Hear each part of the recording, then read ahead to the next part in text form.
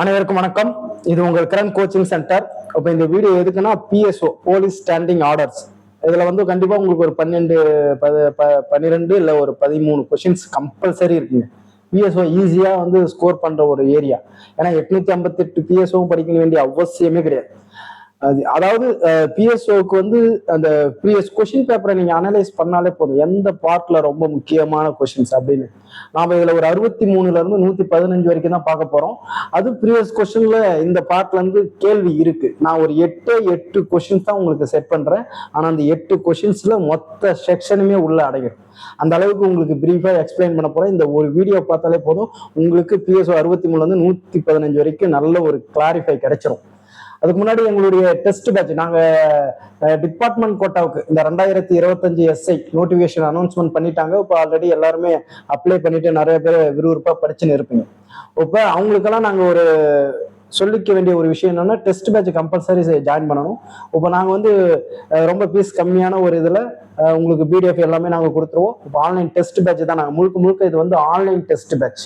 நாங்கள் வந்து உங்களுக்கு வாட்ஸ்அப்ல எல்லா மெட்டீரியலும் எல்லா பிடிஎஃப் எல்லாமே உங்களுக்கு பிடிஎஃபா சென்ட் பண்ணுறோம். எங்களுடைய டெஸ்ட் பேட்சில் ஜாயின் பண்ண விருப்பம் இருக்கிறவங்களுக்கு டிஸ்கிரிப்ஷன் கீழே வாட்ஸ்அப் லிங்க் இருக்கு, அதில் ஜாயின் பண்ணுங்க. அப்படி இல்லையா இந்த நம்பருக்கு கால் பண்ணுங்க, 7904182924. இந்த நம்பருக்கு கால் பண்ணுங்க, நாங்கள் டீட்டெயில் சொல்லுவோம். சரி வாங்க, இப்போ வந்து ஃபர்ஸ்ட் கொஸ்டின்ஸ் பாருங்க. காவல் அலுவலர்கள் மீது குற்ற வழக்கிட ஒப்பளிப்பு பற்றிய தமிழ்நாடு காவல்நிலை ஆணை எது? ஆணை எண் எது? புரியுதுங்களா?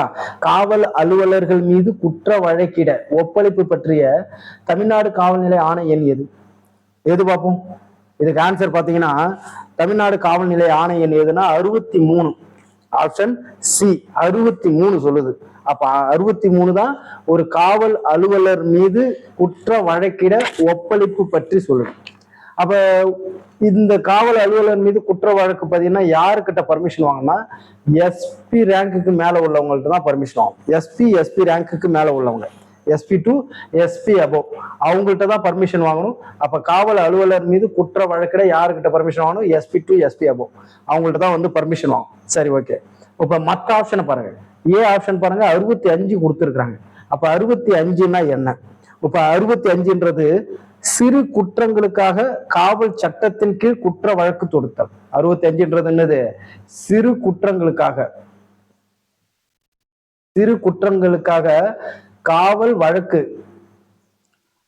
சிறு குற்றங்களுக்காக காவல் சட்டத்தின் கீழ் வழக்கு தொடுத்தல். அதை பத்தி சொல்றதா 65. அப்ப 65ன்றது என்னது?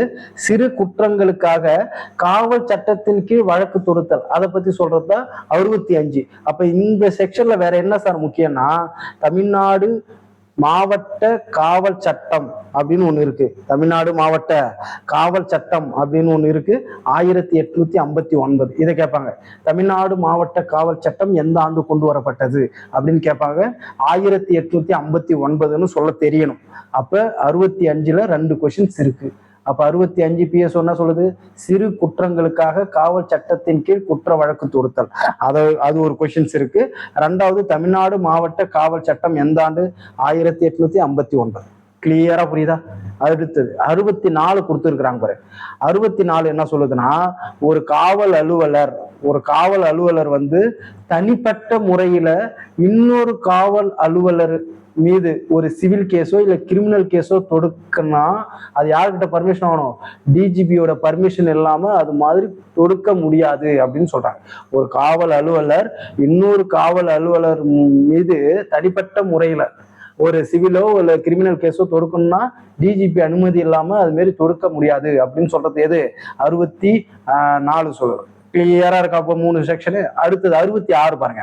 இப்ப 66 என்ன சொல்லுதுன்னா, குற்றவாளி அப்படின்னு தீர்வுக்கு அப்புறம் என்ன தண்டனை அப்படின்னு சொல்றது. குற்றவாளி அப்படின்னு தீர்வுக்கு அப்புறம் தண்டனை என்ன அப்படின்னு சொல்றாங்க. இப்ப குற்றவாளின்னா தீர்வுக்கு அப்புறம் தண்டனை என்ன பண்ணுவாங்க? ஒண்ணு பணி நீக்கம் பண்ணுவாங்க, அப்படி இல்லைன்னா என்ன பண்ணுவாங்க? கட்டாய ஓய்வு கொடுப்பாங்க. இதான பண்ணுவாங்க, வேற எதுவும் கொடுக்க மாட்டாங்க. ஒண்ணு பணி நீக்கம், அப்படி இல்லைன்னா கட்டாய ஓய்வு கொடுப்பாங்க. இப்ப இந்த 4 செக்ஷன் உங்களுக்கு கிளியரா புரியுதா? ஒன்னும் இல்லை, 63ன்றது காவல் அலுவலர்கள் மீது குற்ற வழக்கிட ஒப்பளிப்பு. இதுதான் 63. புரிஞ்சா? அப்ப 65ன்றது என்னது? 65ன்றது சிறு குற்றங்களுக்காக காவல் சட்டத்தின் கீழ் குற்ற வழக்கு தொடுத்தல், அது பத்தி சொல்றது 65. அப்ப 64 என்னது? ஒரு காவல் அலுவலர் இன்னொரு காவல் அலுவலர் மீது தனிப்பட்ட முறையில ஒரு சிவில் கேஸோ ஒரு கிரிமினல் கேஸோ தொடுக்கணும்னா டிஜிபி அனுமதி இல்லைன்னா தொடுக்க முடியாது. 66 என்ன சொல்லுது? 66ன்னா தண்டனை கொடுத்துட்டாங்க. அதாவது குற்றவாளி அப்படின்னு தீர்வு கொடுத்தாங்க, அதுக்கப்புறம் தண்டனை என்ன, அதை பத்தி சொல்றது 66. நல்லா கிளியரா இருக்கா? இதுலயே நாம 5 கொஸ்டின் ஒரு 6 கொஸ்டின்ஸ் பார்த்துட்டு பாருங்க. அடுத்து 2வது கொஸ்டின் பாருங்க. தமிழ்நாடு காவல் நிலைய ஆணை எண் எந்த பிரிவு குற்ற விடுதலைக்கு பின்னர் நடைமுறை பற்றி குறிப்பிடுகிறது? அதாவது எந்த பிஎஸ்ஓ குற்ற விடுதலைக்கு பின்னர் நடைமுறை அதை பத்தி சொல்லுது அப்படின்னு பாத்தீங்கன்னா 67 சொல்லுதுங்க. இந்த 67 தான் குற்ற விடுதலைக்கு பின்னர் நடைமுறை பத்தி சொல்லுது. 67. அப்ப குற்ற விடுதலைக்கு பின்னர் நடைமுறை என்ன? ஒரு குற்றம்னு கேஸ் ஃபைல் ஆயிடுச்சு, அதுல விடுதலை பண்றாங்க, அப்ப என்ன ஆயிடும்? திரும்ப பணியில் சேர்த்துக்குவாங்க, திரும்ப பணியில் அமர்த்துவாங்க, அதானே? அதான் 67. சரி, ஓகே. மீதி செக்ஷனை பாருங்க. 68 பாருங்க. இப்ப 68 என்ன சொல்லுதுன்னா, ஒரு சிவில் கேஸோ ஒரு கிரிமினல் கேஸோ, ஒரு சிவிலோ அப்படி இல்லைன்னா ஒரு கிரிமினல் கேஸோ காவல் அலுவலர்களை பாதுகாத்தலுக்கான விதி சொல்லுது. காவல் அலுவலர்களை பாதுகாத்தல், செக்யூர் பண்றதுக்கான விதியை சொல்றதுதான் என்னது? 68. 68 ஈஸி தானே? ஒரு சிவில் கேஸோ ஒரு கிரிமினல் கேஸ்லயோ காவல் அலுவலர்களை பாதுகாத்ததுக்கான விதியை சொல்றதுதான் எது? 68. ஓகே. அடுத்தது 74 பாருங்க. 74 ரொம்ப இம்பார்ட்டன்ட், அதனாலதான் நான் 74 வச்சேன். 74ன்றது என்னன்னா, காவல் அலுவலர்களுக்கு விளைவித்த துன்பம் பொருட்டு, நல்லா ஞாபகம் வச்சுக்கணும், காவல் அலுவலர்களுக்கு விளைவித்த துன்பம் பொருட்டு ஊழிய இழப்பிற்கு பொதுமக்களுக்கு எதிராக கோரப்படும் உரிமைகள். ஊழிய இழப்பிற்கு பொதுமக்கள் பப்ளிக்கு எதிராக கோரப்படும் உரிமைகள், அதை பத்தி சொல்றதா என்னது? 74. 74 உங்களுக்கு நல்லா கிளியரா புரியுதா?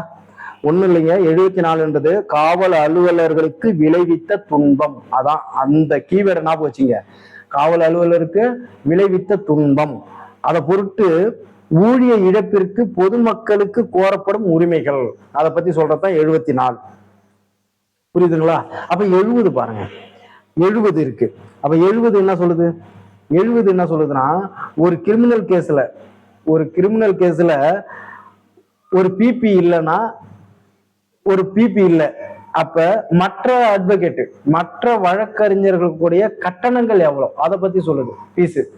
புரியுதுங்களா? ஒரு கிரிமினல் கேஸ்ல இதெல்லாம் காவல் அரசிதழ் பதிவு பெறாத காவல் அலுவலர்களுக்கு உண்டான பிஎஸ்ஓ இது. புரியுதுங்களா?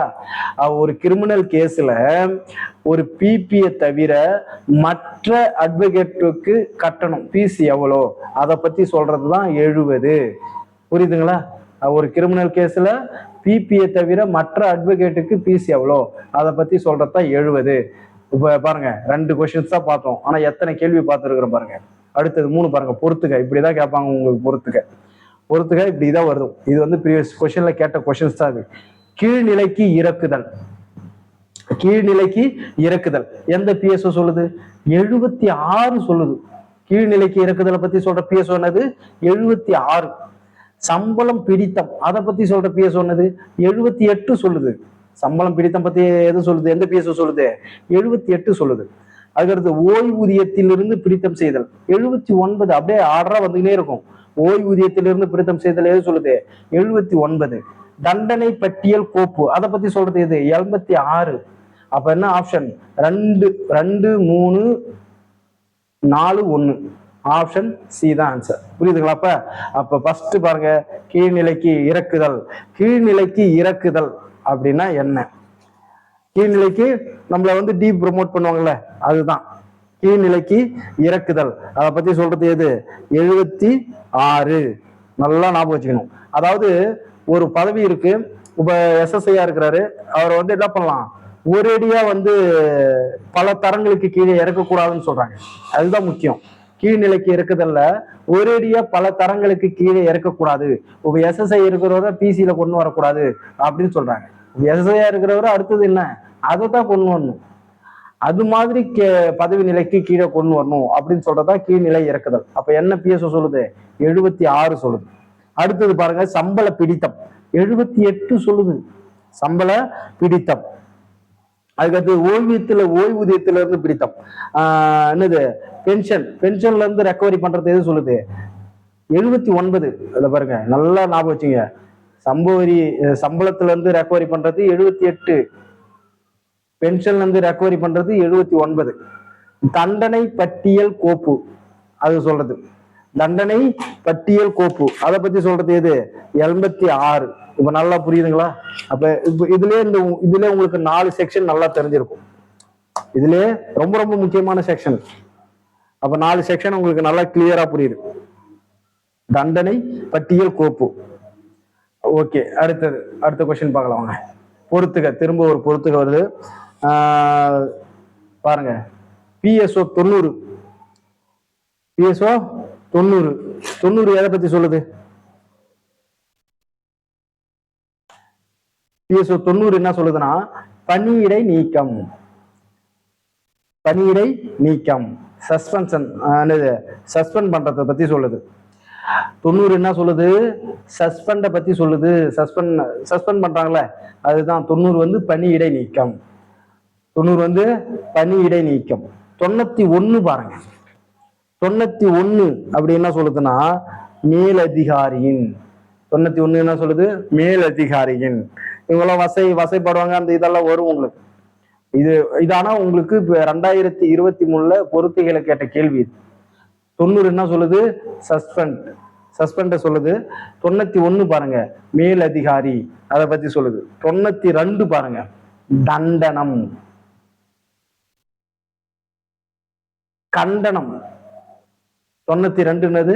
கண்டனம். தண்டனம் கொடுத்து வச்சுக்கிறாங்க. இது என்னது? கண்டனம். 92 என்னது? கண்டனம். புரியுதுங்களா? 93 பாருங்க, 93 என்ன சொல்லுதுன்னா, ஒழுங்கீன குறி எவருக்கு பொருந்தத்தக்கது. ஒழுங்கீன குறினா பிளாக் மார்க் வந்து அந்த ரூல்ஸ் யாருக்கு பொருந்தும் அப்படின்னு சொல்றது. புரியுதுங்களா? அப்ப 90 அப்படின்றது என்ன சொல்லுது? சஸ்பெண்ட் பண்றாங்கல்ல, அது 90ல சொல்லுது. 91 என்ன சொல்லுது? மேலதிகாரியின், அது 91 சொல்லுது. 92 என்ன சொல்லுது? கண்டனம். 92 என்ன சொல்லுது? கண்டனம். 93 என்ன சொல்லுது? அதாவது பிளாக் மார்க் யாருக்கு பொருந்தும், பிளாக் மார்க்கோடைய ரூல்ஸ் சொல்றது 93. PSO 93, அதாவது பிளாக் மார்க் வந்து யாருக்கு பொருந்தும், சாரி, பிளாக் மார்க்குடைய ரூல்ஸை சொல்றது 94. பிளாக் மார்க்குடைய ரூல்ஸை சொல்றது. இதே பிளாக் மார்க் எவருக்கு பொருந்தத்தக்கது அப்படின்னு சொல்றது 93. பிளாக் மார்க்குடைய ரூல்ஸை சொல்றது 94. இதனால நான் போச்சுங்க. பக்கத்துல வருது பாருங்க, பிளாக் மார்க் யாருக்கு பொருந்தும் அப்படின்னு சொல்றது 93. பிளாக் மார்க்குடைய ரூல்ஸை சொல்றது 94. நல்லா நான் போச்சுங்களா? அப்ப பாருங்க, அடுத்து 5வது கொஸ்டின் பாருங்க. கூற்று 1 என்ன சொல்லுது? பணியை விட்டோடுதல் பற்றி தமிழ்நாடு காவல்நிலை ஆணையம் 94 கூறுகிறது. பணியை விட்டோடுதல்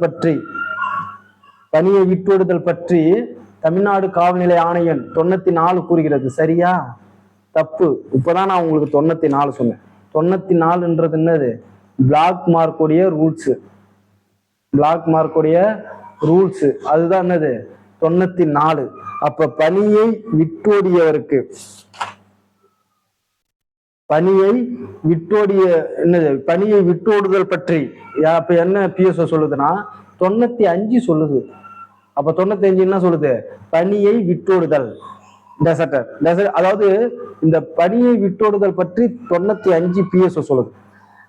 டெசர்டர் ஆகுறீங்களா, அதை பத்தி சொல்றதுதான் 95. அது வந்து 21 நாட்கள். நல்லா ஞாபகம் வச்சுக்கணும். இப்ப டெசர்டர் ஆகுறது வந்து கேட்பாங்க, டெசர்டர் ஆகுறதுக்கு எத்தனை நாட்களுக்கு மேல வராம இருந்தா அது வந்து பணியை விட்டோடும் குற்றமாகும் அப்படின்னு கேட்பாங்க. 21 நாட்கள். அப்ப 21 நாட்களுக்குள்ள போனா நீ டெசர்டர் அந்த இதுல வராது. அப்ப 21 நாளுக்கு மேல போனாதான் அது என்னது? டெசர்டர்ல வரும், பணியை விட்டோடுதல். அப்ப பணியை விட்டோடுதல்ல எத்தனை நாளுக்குள்ள போகணும்னு கேட்பாங்க. 21 நாள். 21 நாளுக்கு மேல போனா அது வந்து டெசர்டர் கணக்குல வரும். அப்ப பணியை விட்டுவதை பத்தி சொல்றது 95. அது எத்தனை நாள்னா 21 நாள். ஓகே, அடுத்தது பாருங்க. விடுப்பின்றி வராமை பற்றி தமிழ்நாடு காவல்நிலை ஆணையம் எது சொல்லுது? 96 சொல்லுது. சரியா அப்படின்னு கேட்டீங்கன்னா சரிதான். அப்ப விடுப்பின்றி வராமை, விடுப்பின்றி வராமைன்னா அதாவது லீவ்ல போனவன் வரல, அப்ப அது எது சொல்லுது? 96 சொல்லு. விடுப்பின்றி வராமை அதை பத்தி சொல்றது எது? 96. அப்ப அது கூட ஒரு நாள் இருக்கு. அது மாதிரி 20 நாள், அந்த 20 நாளுக்குள்ள வந்துடணும்.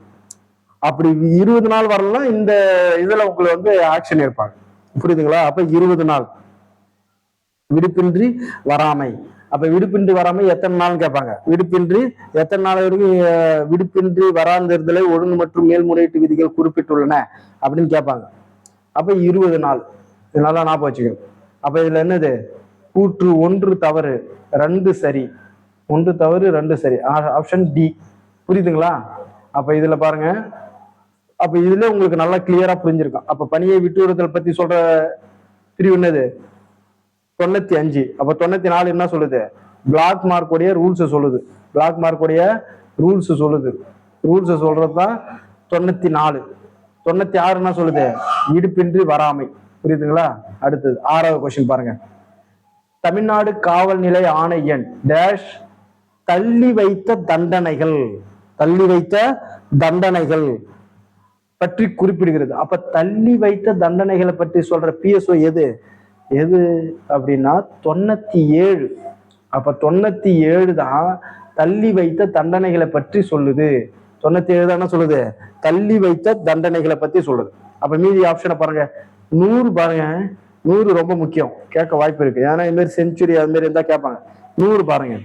கடமையை தவறியவர் குறிப்பு தாளில் தண்டனையை குறித்தல். உங்களுக்கு டீஃபால்டர் ஷீட்டுன்னு ஒண்ணு இருக்கும். டீஃபால்டர் ஷீட்டு அப்படின்னு ஒண்ணு இருக்கும். அந்த ஷீட்ல குறிப்பாங்க. அப்ப டீஃபால்டர் ஷீட்ல பனிஷ்மெண்ட்டை என்ட்ரி பண்றது சொல்றது எது? 100. நல்லா புரிஞ்சுக்கிறீங்களா? அப்ப டீஃபால்டர் ஷீட்ல பனிஷ்மெண்ட்டை என்ட்ரி பண்றது சொல்றது எது? 100. கடமை தவறியவர் குறிப்பு தாளில் தண்டனையை குறித்தல் அதை பத்தி சொல்ற பிஎஸ்ஓ எது? 100. இப்ப இது உங்களுக்கு மறக்கவே மறக்காது. அப்ப நாம எதனா ஒரு தவறு செஞ்சுட்டா இது மாதிரி அப்படின்னு சொல்லுவாங்க. ஆக்சுவலா என்னது, அதெல்லாம் வந்து இன்ஸ்பெக்டருக்கு தான் டீஃபால்டர் ஷீட் அந்த இதெல்லாம் இருக்கும். அதுக்கு அடுத்து 99 பாருங்க. 99 என்ன சொல்லுது? 99 என்ன சொல்லுதுன்னா தண்டனைகள் அமுலுக்கு வரும் தேதி அதை பத்தி சொல்றதுதான் 99 பனிஷ்மெண்ட். அப்ப பனிஷ்மெண்ட் எந்த டேட்ல இருந்து எஃபெக்ட் ஆகுது அதை பத்தி சொல்றதுதான் தண்டனைகள் அமுலுக்கு வரும் தேதி. பனிஷ்மெண்ட் எந்த டேட்ல இருந்து எஃபெக்ட் ஆகுது அதை பத்தி சொல்றதுதான் என்னது? 99. 99 தெரியுது இல்ல? அப்ப பனிஷ்மெண்ட் எந்த டேட்ல இருந்து எஃபெக்ட் ஆகுது அதை பத்தி சொல்றது என்னது? 99. அதாவது 100 என்ன சொல்லுது? பனிஷ்மெண்ட் டீஃபால்டர் ஷீட்ல குறிக்கிறது சொல்லுது, என்ட்ரி பண்றது சொல்லுது. 99 என்ன சொல்லுது? பனிஷ்மெண்ட் எந்த டேட்ல இருந்து எஃபெக்ட் ஆகுது அதை பத்தி சொல்றது 99. 98 பாருங்க. 98 என்ன சொல்லுதுன்னா தண்டனையை ஒத்தி வைக்கும் முறை சார்நிலை காவல் அலுவலர்களை தவிர மற்ற அலுவலர்களுக்கு பொருந்தாது அப்படின்னு சொல்றாங்க. தண்டனையை ஒத்தி வைக்கும் முறையானது சார்நிலை காவல் அலுவலர்களை தவிர மற்ற அலுவலர்களுக்கு பொருந்தாது அப்படின்னு சொல்றாங்க. சார்நிலை காவல் அலுவலர் அவங்களுக்கு தவிர மற்றவங்களுக்கு பொருந்தாது. தண்டனையை ஒத்தி வைக்கிறது யாருக்கு பொருந்தாது? சார்நிலை காவல் தவிர மற்றவங்களுக்கு பொருந்தாது. அதான் அதை பத்தி சொல்றதுதான் 98. நல்லா கிளியரா புரியுதா? அப்ப இந்த ஒரு 4 செக்ஷன் பாருங்க, ரொம்ப ஈஸியா இருக்கா? இது மாதிரி படிச்சீங்கன்னா, இப்ப கேட்டு படிச்சீங்கன்னா உங்களுக்கு ரொம்ப ஈஸியா இருக்கும். இப்ப தள்ளி வைத்த தண்டனைகள் பத்தி சொல்றது எது? 97 மறக்காது. 100 என்ன சொல்லுது? டீஃபால்டர் ஷீட்ல என்ட்ரி பண்றாங்க பனிஷ்மெண்ட்டை. 99 என்ன சொல்லுது? 99 என்ன சொல்லுது? பனிஷ்மெண்ட் எந்த டேட்ல இருந்து எஃபெக்ட் ஆகுது. 98 என்ன சொல்லுது? யாருக்கு வந்து தள்ளி வைத்த என்னது தண்டனை ஒத்தி வைக்கும் முறை வந்து சார்நிலை காவலர் அலுவலர் தவிர மற்றவங்களுக்கு பொருந்தாது. இது இப்போ உங்களுக்கு மறக்கவே மறக்காது. அடுத்தது 7வது கொஸ்டின் பாருங்க. மேல் முறையீடுகளுடன் பதிவு கட்டுகளை அனுப்புதல் பற்றி எந்த பிஎஸ்ஓ கூறுகிறது? மேல் முறையீடுகளை மேல் முறையீடுகளுடன் பதிவு கட்டுகளை அனுப்புதல் பற்றி எந்த பிஎஸ்ஓ கூறுது? 107 சொல்லுதுங்க. மேல் முறையீடுகளுடன். புரியுதுங்களா? ஒரு அப்பீல் பண்றாங்க, அவங்களுக்கு வந்து வித் ரெக்கார்டோட மேல் முறையீடுகளுடன் பதிவு கட்டுகளை அனுப்புதல் பற்றி எந்த பிஎஸ்ஓ சொல்லுது? 107 சொல்லுது. 107 சொல்லுது. அப்ப மத்த செக்ஷன் பாருங்க, 106 பாருங்க. 106 என்ன சொல்லுது? தேவையில்லா மேல்முறையீடு, அன்னெசரி அப்பீல் பண்றது வந்து அன்னெசரி, தேவையில்லா மேல்முறையீடுகள். அதை பத்தி சொல்றதா என்னது? தேவையில்லா மேல்முறையீடு, தேவையில்லா மேல்முறையீடு அதை பத்தி சொல்றதுதான் 106. தேவையில்லாத ஒரு மேல்முறையீடு 106. 105 பாருங்க. 105 என்ன சொல்லுது? காலாவதியான மேல்முறையீடுகளை ஆராய்தல். எக்ஸ்பேர் அப்பீல்ஸ் வந்து என்னது? ஆராய்தல். காலாவதியான மேல்முறையீடை ஆராய்தல். 105 என்ன சொல்லுது? காலாவதியான மேல்முறையீடை ஆராய்தல். 105. 104 பாருங்க. மேல்முறையீடுகளுக்கு கால வரம்பு, அதை சொல்றாங்க. அப்பீல்ஸ் பண்றாங்கன்னா டைம் லிமிட், அவங்களுக்கு ஒரு டைம் லிமிட் கொடுப்பாங்க. அப்ப மேல்முறையீடுக்கான கால வரம்பு அதை பத்தி சொல்றதுதான் என்னது? 104. அப்போ 4 செக்ஷன் கிளியரா இருக்கா? பாருங்க. 107ன்றது என்னது? மேல்முறையீடுகளுடன் பதிவு கட்டுகளை அனுப்புதல். 107. 106 என்ன சொல்லுது? தேவையில்லாத மேல்முறையீடு, அவ்வளவுதான் 106. 105 பாருங்க. காலாவதியான மேல்முறையீட ஆராய்தல், அதான் 105. 104 பாருங்க. மேல்முறையீடுகளுக்கு கால வரம்பு, அதுதான் 104. கிளியரா புரியுதா? அடுத்தது 8 பாருங்க. எந்த பிஎஸ்ஓ காவல்துறையினர் நடத்தை பற்றிய கோட்பாடுகள் பற்றி கூறுகிறது? எந்த பிஎஸ்ஓ காவல்துறையினர், ரொம்ப முக்கியம், எந்த பிஎஸ்ஓ காவல்துறையினருடைய நடத்தை பற்றி, எந்த பிஎஸ்ஓ காவல்துறையினருடைய நடத்தை பற்றிய கோட்பாடுகள் பற்றி கூறுகிறது அப்படின்னு கேட்டீங்கன்னா 110. ரொம்ப ரொம்ப முக்கியமான ஒரு கொஸ்டின்ஸ் இது. காவல்துறையினர் நடத்தை பற்றிய கோட்பாடுகள் பற்றி குறிப்பிடுகிறது எது? 110. அப்ப மீதி ஆப்ஷன் பாருங்க. 108. 108 என்ன சொல்லுது?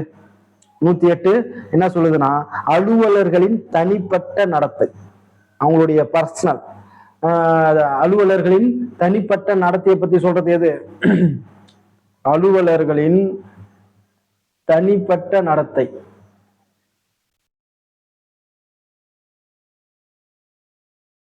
அலுவலர்களின் தனிப்பட்ட நடத்தை பத்தி சொல்றது எது? 108. 109 பாருங்க. 109 என்ன சொல்லுதுன்னா, ஆயுதப்படை, என்னது? 108 விடுங்க, 109 விடுங்க. 111 பாருங்க. 111 என்ன சொல்லுதுன்னா, காவல்துறை அதிகாரிகள் அரசுடன் நேரடி தொடர்பு கொள்ள தடை. பாத்தீங்களா? 111 ரொம்ப முக்கியம். காவல்துறை அதிகாரிகள்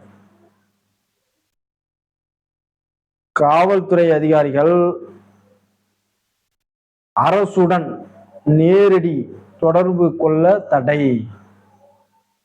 நேரடி தொடர்பு கொள்ள தடை. அதை பத்தி சொல்றது எது? 111. புரியுதுங்களா? அப்ப பாருங்க. 110 என்ன சொல்லுது? காவல்துறையினர் நடத்தை பற்றிய கோட்பாடுகள். 110 என்ன சொல்லுது? காவல்துறை நடத்தை பற்றிய கோட்பாடுகள், அதான் 110. 111 பாருங்க. காவல்துறை அதிகாரிகள் அரசுடன் நேரடி தொடர்பு கொள்ள தடை சொல்றாங்க. காவல்துறை அதிகாரிகள் அரசுடன் நேரடி தொடர்பு கொள்ள தடை, இது கண்டிப்பா கேட்பாங்க இந்த வாட்டி. 111 சொல்லுது. 108 பாருங்க. அலுவலர்களின் தனிப்பட்ட நடத்தை, அலுவலர்களின் தனிப்பட்ட நடத்தை தான் 108 சொல்லுது.